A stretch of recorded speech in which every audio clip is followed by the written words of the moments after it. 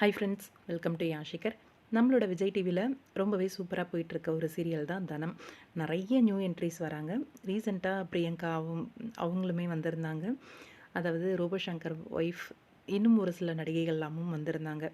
இப்போ கரண்ட்டாக ஒரு பர்சன் வந்து ஒரு ஃபேமிலியே வந்து என்ட்ரி கொடுக்குறாங்க. இவங்க எல்லாருமே விஜய் டிவி ஃபேமிலி தான்.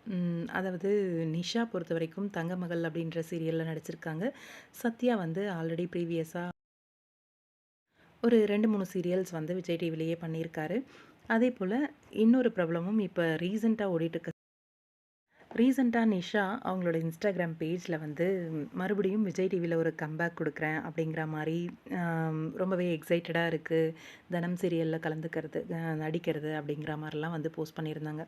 ரொம்பவே புவரான ஒரு ஃபேமிலி அப்படிங்கிற மாதிரி அம்மா, மகள், அண்ணன் அப்படிங்கிற மாதிரி ரிலேஷன் இருக்கும் அப்படின்னு நினைக்கிறேன் அவங்க ஃபேமிலி. கண்டிப்பாக அப்கமிங் வந்து தனத்துக்கு ரொம்பவே நெருங்கின பர்சன்ஸாக இருப்பாங்க அப்படிங்கிற மாதிரி தோணுது. இன்னொரு பக்கம் சத்யாவோட என்ட்ரி சீரியலில் ரொம்பவே சந்தோஷமாக இருக்குது. லாஸ்ட்டாக பனிவிழும் மலர்வனம் சீரியலில் ரொம்பவே சூப்பராக நடிச்சிட்டு இருந்தார்.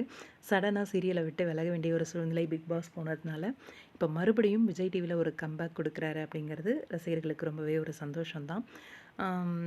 ஹாட் ஸ்டார்லேயும் ஒரு வெப் சீரிஸ் பண்ணிகிட்டு இருந்தார். இப்போ மறுபடியும் விஜய் டிவிலேயே ஒரு கம்பேக் கொடுக்குறாரு தனம் சீரியலில். வாழ்த்துக்கள் சத்யா. மறுபடியும் ரசிகர்கள் உங்கள் நடிப்புக்கு காத்துக்கிட்டு தான் இருக்கோம். இப்போது ஹீரோ இல்லை அப்படிங்கிற இடத்த அவர் ரீப்ளேஸ்மெண்ட் பண்ணுவாரா, இல்லை ஸ்பெஷலான ஒரு கேரக்டரா அப்படின்னு தெரியல. பார்க்கலாம், வெயிட் பண்ணி.